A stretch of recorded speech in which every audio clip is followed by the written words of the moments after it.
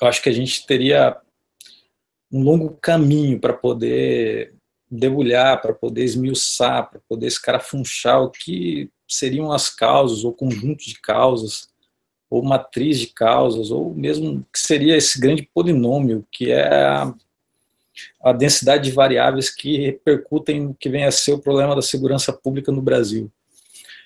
Primeira coisa, a gente tem que definir os termos, Jean. Eu acho que a gente tem que partir da seguinte premissa: o que é segurança pública, né?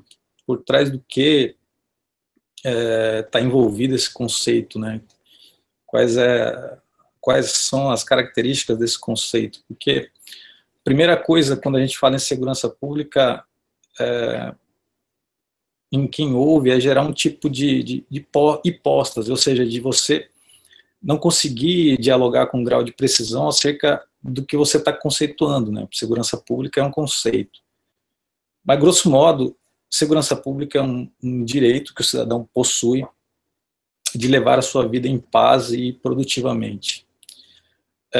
Mais ainda grosseiramente, seria a capacidade que o Estado deve conferir em participação com a cidadania, uma vida tranquila, dentro de um contexto de ordem, para que as pessoas vivam com um mínimo de dignidade, ou seja, mantendo aquilo que a gente poderia conceituar também como integridade da pessoa humana. Segurança pública, então, vem a ser essa característica de um Estado que contratualizou, que saiu da barbárie, que emergiu desse Estado primeiro de barbárie para um Estado de civilidade. E a segurança pública é essa latência que impede que essa barbárie ela venha à tona novamente. Daí a conceituação também de que a polícia venha a ser essa fronteira entre o pré-contrato social e o pós-contrato social, ou seja, entre a barbárie e a ordem pública. Então, a segurança pública nada mais é do que uma possibilidade ao modo de direito prevista na Constituição Federal, que abre caminho às pessoas poderem viver em paz, né, em tranquilidade, tocar suas vidas, produzir, né. Mas por trás da segurança pública e dessa primeira aproximação conceitual vem o conceito de crime, né. Não existe segurança pública sem o seu objeto de resguardo social, que é o impedimento do crime, né.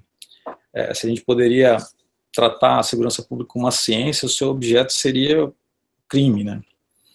E o que vem a ser o crime? O crime é todo ato atentatório, física ou psicologicamente, a integridade desse contrato, pactuado naquilo que a gente chama de lei. Ou seja, o crime é toda ofensa a esse contrato social.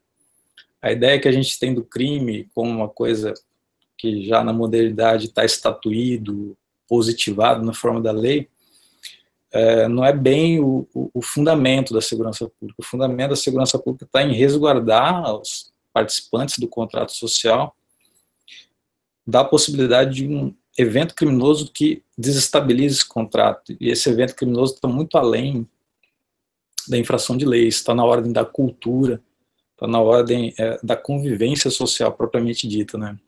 Naquilo que a gente poderia chamar de pluridimensões da cultura.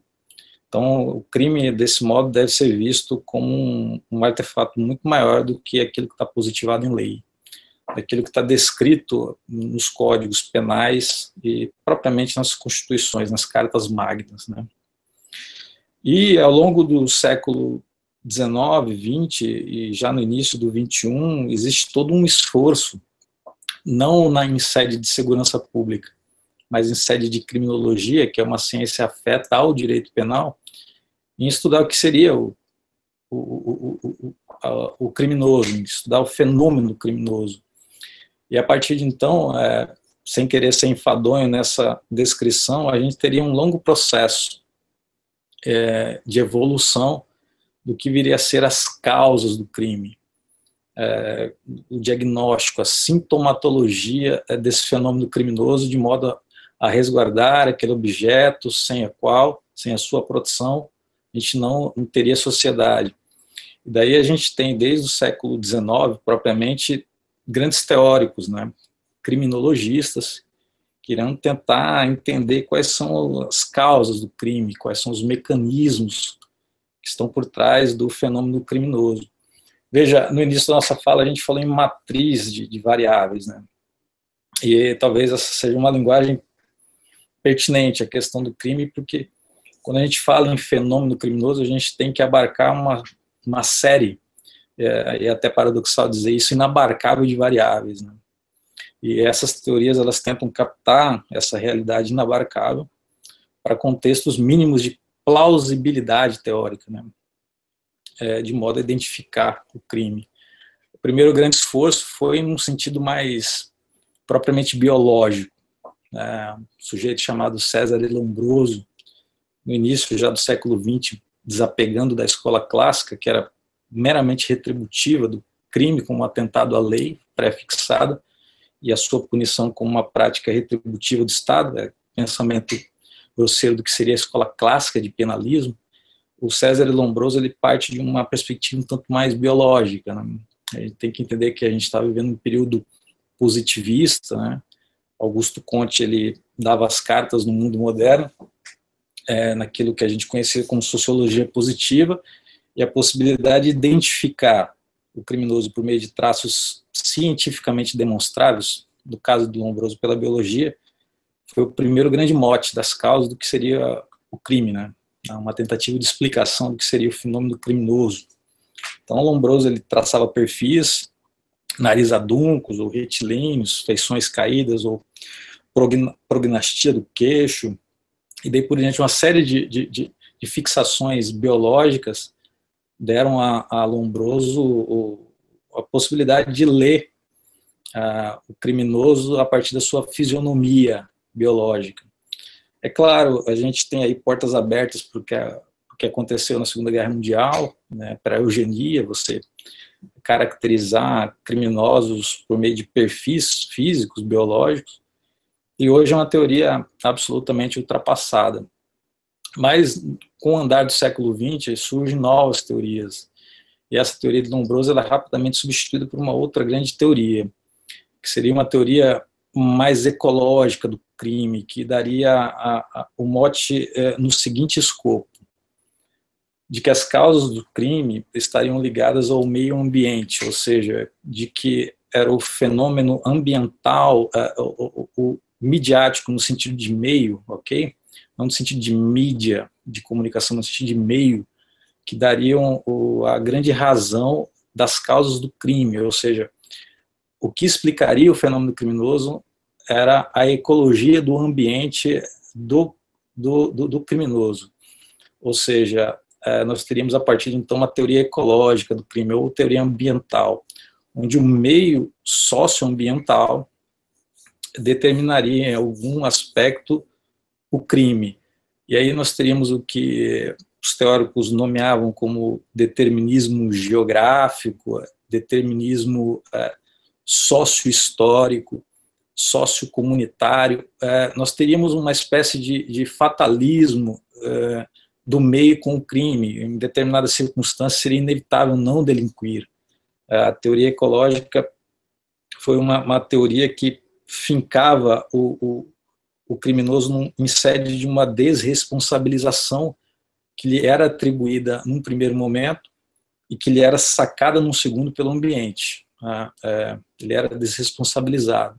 Saía a biologia, entrava o ambiente, o meio como a matriz preponderante para você explicar como o crime se dava. Posteriormente veio uma nova teoria, uma teoria da rotulação, já nos anos 30 ou 40, que você rotulava determinados grupos, né? Essa teoria também era chamada de teoria da subcultura do crime, porque dava conta de que contextos culturais perversos, elas compeliam pessoas a atividades criminosas, ou seja, para que você fosse aceito em determinado ambiente, para que você agisse conforme as regras de determinado ambiente, era quase que necessário você delinquir, sob pena de não pertencer àquele determinado ambiente. Contextos ainda muito recentes dão conta de margem para essa teoria, né? A favelização, sobretudo do Rio de Janeiro, nos anos 50 ou 60, ela pode dar margem a uma leitura com escopo nessa teoria, que é uma teoria de rotulação. Você rotula grupos, você rotula subculturas. Essa teoria também, ela com o desenvolvimento do pensamento criminológico, também foi substituída pela teoria da anomia, de Merton, né, que dizia que, dada a liberdade ao homem, dada a desigualdade social, o sujeito, não podendo realizar as suas expectativas, ele partia para criminalidade, a teoria da anomia. Como a sociedade ela é anômica, a tendência do sujeito era romper essa anomia à força, era delinquir. Então a teoria da anomia também vigiu. A partir dos anos 50 ou 60, você tem o surgimento de uma nova criminologia. Estou sendo muito rápido, né, nessas passagens, porque eu quero chegar a um ponto mais específico, mais palpável, mas tenho paciência, eu vou chegar lá. Nos anos 50, eu dizia, surge a criminologia crítica. O que a gente tinha no panorama mundial? A gente tinha um contexto da escola de Frankfurt. A escola de Frankfurt, ela preconizava, basicamente, com muitas aspas, aquilo que a gente entende hoje por revolução. Muitas aspas em revolução. Uma revolução não mais pela pecha do proletariado, como Marx queria, 60, 80, 90 anos antes, com toda a ideia de proletariado que iria se unir, conforme o Manifesto Comunista preconizava. Deu ruim, como se diz na gíria, na Segunda Guerra, a coisa não funcionou, e a partir de então a escola de Frankfurt procurava um meio, um substituto que pudesse fazer essa revolução, e a gente sabe bem que esses grupos são os grupos que doravante seriam caracterizados como os marginalizados, os bestializados, os despossuídos, os náufragos, os degradados da vida, a ralé social. É esse grupo, esse grande grupo que doravante a criminologia crítica, não sem expressar, não expressando, aliás, não expressando os termos como deveria, mas era esse grupo que seria o objeto da revolução, que seria a massa de manobra, por assim dizer, da revolução. E a partir de então, com a criminologia crítica, surge uma série de questionamentos quanto à função do Estado na proteção do contrato social. Doravante, a ideia, sendo muito reducionista, Jean, era de que o Estado era responsável pelos crimes. É isso mesmo que você ouviu, que o Estado era responsável pelos crimes, que o aparato burocrático policial que criavam os crimes para vender segurança. Entendeu? Então, a partir da criminologia crítica, essa ruptura, eu estou sendo muito crítico com a criminologia crítica, porque ela é uma demanda direta do marxismo, e ela tem que ser desmascarada nos seus devidos termos aqui, eu acho isso oportuno, e foi com a criminologia crítica que a gente tem a exata noção e divide a fronteira muito claramente de que, a partir daí, o Estado que era o responsável pelo crime, né? A partir de então, você tem a ideia, por exemplo, de que você deveria ressocializar um detento, né? Quando o objetivo da pena era proteger a sociedade daquela pessoa, e ponto. E ponto. Era proteger a cidadania daquela pessoa. O atentado ao contrato social, à paz social, à tranquilidade e ordem públicas foram rompidas por aquele sujeito, e a sociedade deveria ser protegida dele, e esse era o objetivo da pena. A partir de então, com a criminologia crítica, surge a ideia de ressocialização como dever do Estado, né? E mais absurdamente, até a ideia de regeneração social por meio do trabalho, coisas que, no fundo, não são contraditórias às boas práticas, porém não são uma responsabilidade sine qua non de quem encarcera, mas esse é um ponto só, um parênteses. Então a gente tem esse arcabouço. Nos anos 90, a gente tem uma teoria ainda mais escrachada no sentido de abolir, que é toda forma de reprimenda estatal contra o crime, chamada de abolicionismo penal, onde você passaria a entender todas as formas de crimes como demandas de ausência de reconhecimento social daqueles atores. Então, os marginalizados seriam, na verdade, as vítimas do sistema, porque eles não são reconhecidos em suas demandas de reconhecimento, e teóricos como filhotes da terceira geração da escola de Frankfurt, como Axel Honneth, vai escrever um livro chamado sofrimento de indeterminação social. E é por sofrer psiquicamente que o indivíduo corrompe, ele delinque, porque ele não é atendido pelo Estado nos seus anseios de reconhecimento social.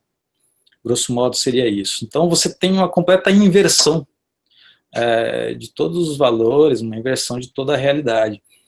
E o problema é que tanto o abolicionismo penal, como o desencarceramento Foucaultiano, quanto a criminologia crítica, grosso modo, é o que graça no mundo universitário. E dessa forma ela porosamente invade as esferas e instâncias de poder por meio de seus intelectuais e adentra o universo político. E aí nós temos portas abertas a políticas públicas de segurança que tem na sua retaguarda esse tipo de concepção do fenômeno criminoso.